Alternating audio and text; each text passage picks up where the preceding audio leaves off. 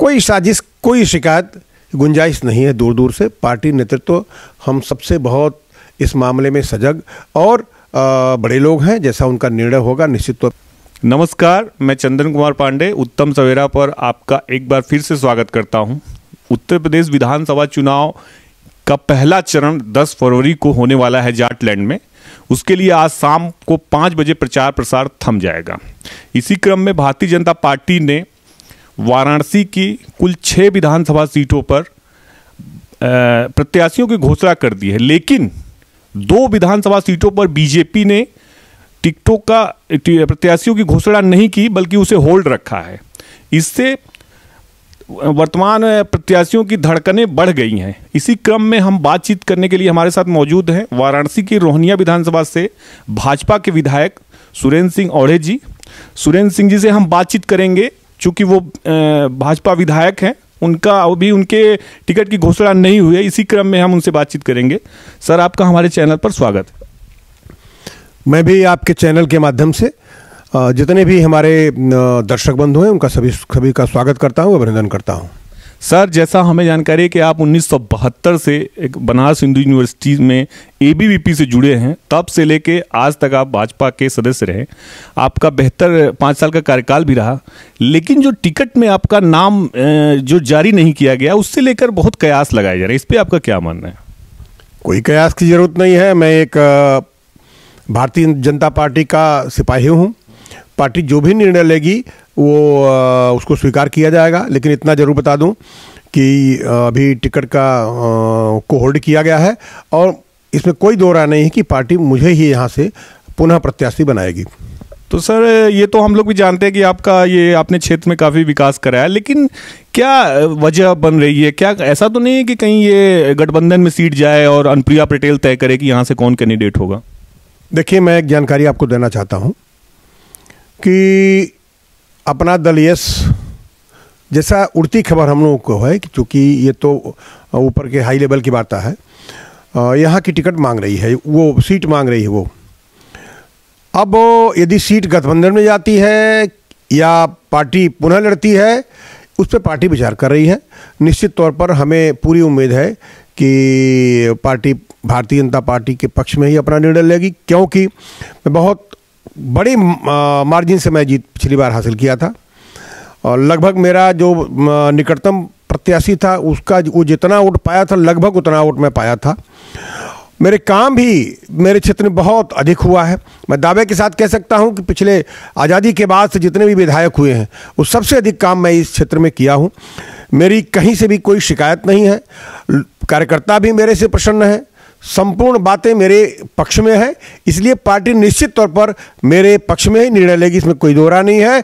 अभी 1-2 दिन में निर्णय हो जाएगा। जो पार्टी का निर्णय होगा वो मेरे पक्ष में होगा। ये तो ठीक है कि यदि सुरेंद्र जी आपके पक्ष में निर्णय होता है तो अच्छी बात है, आपको फिर से प्रत्याशी बनाया जाएगा, आपका बेहतर कार्य भी है। लेकिन राजनीति में कहते हैं कुछ भी हो सकता है, तो यदि गठबंधन में सीट जाती है, कोई किसी दूसरे को टिकट मिलता है, तो फिर आपका क्या स्टैंड होगा? पार्टी हित से बड़ा किसी का व्यक्तिगत हित नहीं होता है। पार्टी जो भी निर्णय लगी वो मुझे मान्य है। मैं एक भाजपा का सच्चा सिपाही हूँ। उसके पहले मैं आरएसएस का संघ का एक कार्यकर्ता हूँ भी, और साथ में मेरी तमाम लोगों से वार्ता हुई और उन सभी ने कहा कि नहीं, आपको घबराने की ज़रूरत नहीं है, पार्टी आपके पक्ष में ही निर्णय लेगी। देखिए, पार्टी अगर उस समय कोई निर्णय बदल सकती है जब उसको जीत की संभावना न हो, जब उसका प्रत्याशी को कोई शिकायत हो, अन्यथा ऐसी स्थिति में हो जब गठबंधन के लिए अनिवार्य हो जाए तो जैसा मैंने कहा, पार्टी हित से बड़ा किसी का हित नहीं होना चाहिए। तो मेरे लिए कोई दिक्कत नहीं है, लेकिन अगर अपने पास पार्टी रखती है तो टिकट मुझे मिलेगा, मुझे पूर्ण विश्वास है। अगर पार्टी आपको प्रत्याशी बनाती है तो आप तो स्वाभाविक चुनाव में मैदान में उतरेंगे, लड़ेंगे, और अगर गठबंधन में जाती है, दूसरे कैंडिडेट को टिकट मिलता है, तो आप उसके साथ घूमेंगे, आपका ये मानना है? हाँ, बिल्कुल। वो अगर जो जिसको टिकट मिलेगा वो चाहेगा तो मैं उसके साथ घूमूंगा, प्रचार करूंगा और उसको जिताऊंगा। लेकिन पुनः कह रहा हूं, ऐसी स्थिति नहीं आएगी। नहीं, अगर शीर्ष नेतृत्व ने तय कर दिया अनुप्रिया पटेल जी के साथ, अपना दल है इसके साथ, तो फिर क्या, आप तो मानना पड़ेगा आपको ना। मैंने बताया कि यदि पार्टी का निर्णय जैसा होता है, पार्टी हित और संगठन से बड़ा किसी का हित व्यक्तिगत नहीं होना चाहिए। क्योंकि जहां तक मेरी जानकारी है पिंडरा से प्रिया जी मांग रही थी, लेकिन पिंडरा में शायद बीजेपी ने और डॉक्टर अवधेश सिंह का टिकट जारी कर दिया, तो अब शायद इस सीट पे बातचीत चल रही होगी जहां तक है। तो इसमें आप फिर क्या करेंगे? आपको तो आपने बेहतर कार्य कराया था, फिर आप ही की सीट को क्यों ऐसा? आप क्या मानते हैं, कहीं कोई साजिश या कोई शिकायत? कोई साजिश, कोई शिकायत गुंजाइश नहीं है। दूर दूर से पार्टी नेतृत्व हम सबसे बहुत इस मामले में सजग और बड़े लोग हैं। जैसा उनका निर्णय होगा निश्चित तौर पर उसमें कोई किसी भी तरीके की बात इफट की नहीं होनी चाहिए। और मुझे पूर्ण विश्वास है कि पार्टी टिकट मुझे देगी, और इसमें कोई दो राय नहीं। मैं पुनः कहता हूं आपके माध्यम से, चैनल के माध्यम से, कि पार्टी अपने भाजपा के हित को देखते हुए अपने पक्ष में निर्णय लेगी। क्या निर्दलीय तौर पे तो लड़ने की कोई ऐसी मंशा तो नहीं है, यदि अगर बीजेपी टिकट न देती तो? हमको लगता है कि आप अपनी बात मेरे मुंह से निकलवाना चाहते हैं। ऐसी कोई बात नहीं है। मैंने बताया आपसे कि मैं पार्टी का सच्चा सिपाही हूं। आज 1972 से मैं एबीपी का कार्यकर्ता रहा हूं, और जैसा अभी आपको बताना चाहूँगा कि मैं 1981 से मैं पार्टी के साथ जुड़ा हूं, भाजपा के साथ। तब से लेकर आज तक मेरी कोई पार्टी के प्रति कोई दुराव नहीं है। पार्टी इसमें कोई दो राय नहीं है कि जो निर्णय लेगी पार्टी के हित में निर्णय लेगी।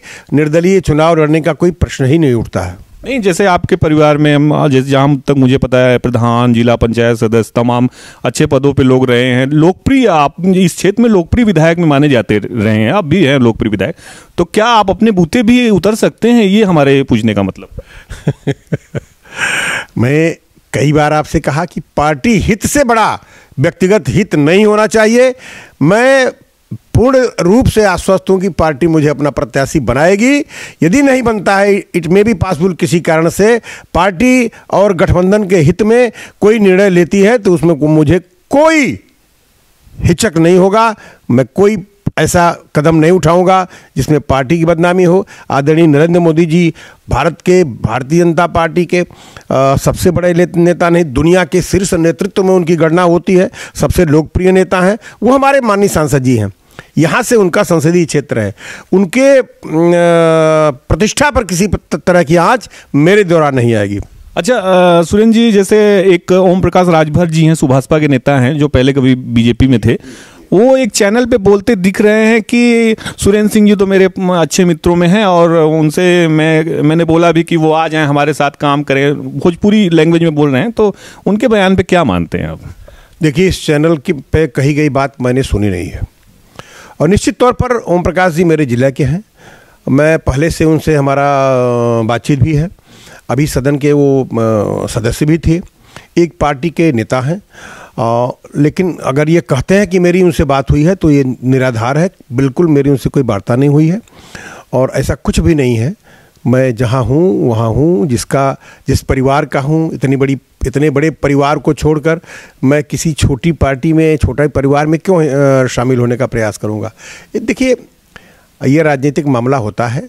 राजनीति में सब कुछ कोई भी कहने को बाध्य होता है, लेकिन ये उचित नहीं है कि जब बात ही नहीं हुई है, मेरा कोई आपसे कोई तालमेल नहीं है, राजनीतिक विचारधारा कोई नहीं है, आप दूसरी विचारधारा से जुड़े हैं, मैं दूसरे विचारधारा से जुड़ा हूँ, आप स्वार्थ की राजनीति करते हो, मैं देशभक्ति और विकास की राजनीति हमारी पार्टी करती है। हमें न परिवारवाद न जातिवाद की राजनीति करनी है। पार्टी हमारी स्पष्ट करती है, हम विकास की राजनीति करते हैं। मैं देश के लिए काम करता हूं। आदरणीय हमारे पार्टी के निर्णय सबके हित में होते हैं, इसलिए मैं स्पष्ट कहता हूं कि किसी ने मेरे से बात नहीं किया है। यदि बात भी करने का प्रयास करेगा तो मैं किसी से बात करने से मना नहीं करूंगा। हर व्यक्ति का अधिकार है दूसरे से बात करने की, लेकिन मेरे से ये उम्मीद किसी की रखना कि मैं दूसरे पार्टी में जाऊंगा, ये अनुचित होगा और ऐसा होगा भी नहीं। सुरेंद्र जी, लखनऊ या दिल्ली स्तर के किसी बड़े नेता से आपकी बातचीत हुई? पार्टी के क्या बोल रहे हैं वो लोग? कुछ बात हुई इधर 1-2 दिनों में? क्या बातचीत हुई? नहीं, ये मैं आपको एक जानकारी देना चाहूँगा कि हमारी पार्टी का निर्णय जो होता है सारे कार्यकर्ता मानते हैं, और मैं भी उस निर्णय को इंतजार कर रहा हूं। हमको लगता है कि आज रात बिरात तक कार्यक्रम हमारे जो निर्णय होंगे वो फाइनल हो जाएंगे। ऐसी कोई बात नहीं है, मैंने किसी से बात नहीं किया है। मैंने आपसे कहा कि एक सिपाही होने के नाते पार्टी का निर्णय सर्वमान्य। बीजेपी पिछले बार 8 की 8 विधानसभा पे जीती थी यहाँ पे, इस बार क्या मानते हैं? प्रदेश में अखिलेश यादव कह रहे हैं हम 400 सीटें जीतेंगे, तो क्या मानते हैं बीजेपी की क्या स्थिति देखते हैं इस चुनाव में? उनका ख्याली ये केवल स्वप्न देखना है, दिवा स्वप्न देख रहे हैं अखिलेश जी।